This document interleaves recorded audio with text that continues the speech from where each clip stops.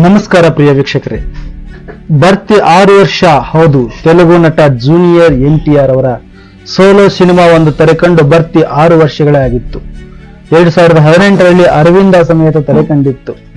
ಅನಂತರ ರಾಮ್ ಚರಣ್ ಜೊತೆ RRR cinema release ಆಗಿತ್ತು. ಇದೀಗ ಮತ್ತೊಮ್ಮೆ ಸಿಂಗಲ್ ಆಗಿ ಥಿಯೇಟರ್ ಅಂಗಳಕ್ಕೆ ದೇವರ ಜಪ ಮಾಡುತ್ತಾ ಜಿಗಿದಿದ್ದಾರೆ NTR.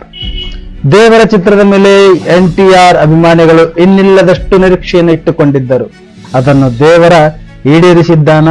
ಇಲ್ಲಿದೆ ಓದಿ ಸಿನಿಮಾ ವಿಮರ್ಶೆ ಅಂತ ಹೇಳ್ತಾ ಬನ್ನಿ ಪ್ರಿಯ ವೀಕ್ಷಕರೇ. ಇದು ದೇವರ ಮತ್ತು ವರನ ಕತೆ. ಅವು ಆಂಧ್ರ ಪ್ರದೇಶ ಮತ್ತು ತಮಿಳುನಾಡು ಗಡಿಗೆ ಹೊಂದಿಕೊಂಡಿರುವ ಸಮುದ್ರ ದಡದಲ್ಲಿರುವ 4 ಪುಟ್ಟ ಪುಟ್ಟ ಹಳ್ಳಿಗಳು. ಅಲ್ಲಿರುವವರು ಬುಡಕಟ್ಟು ಮಂದಿ. ಅವರ ಪೂರ್ವಿಕರು ಬ್ರಿಟಿಷರನ್ನೇ ಒದ್ದು ಓಡಿಸಿದ ಸಾಹಸಿಗಳು.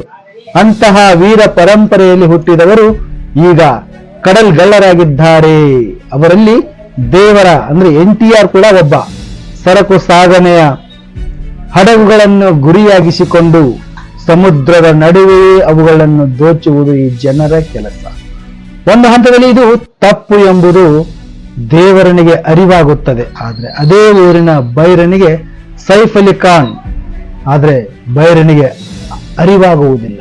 ಮೀನು ಹಿಡಿಯಲು ಸಮುದ್ರಕ್ಕಿಳಿಯಬೇಕೇ ವಿನಃ ಬೇರೆ ಯಾವ ಕೆಟ್ಟ ಕೆಲಸಕ್ಕೂ ಕೈ ಹಾಕಬಾರದು ಎಂಬ ಕಟ್ಟಪ್ಪನೆಯನ್ನು ದೇವರ ಹೊರಡಿಸುತ್ತಾನೆ. ಅನಂತರ ದೇವರನೇ ಕಾಣೆಯಾಗುತ್ತಾನೆ. ಈತ ದೇವರನ ಮಗ ವರ NTR ಬೆಳೆದು ದೊಡ್ಡವನಾಗುತ್ತಾನೆ. ಆದ್ರೆ ಆತ ಅಪ್ಪನಂತೆಯೇ ರೋಷಾವೇಶ ಹೊಂದಿದವನಲ್ಲ. ವರ ಏಕೆ ಹೇಡಿಯಾಗಿರುತ್ತಾನೆ?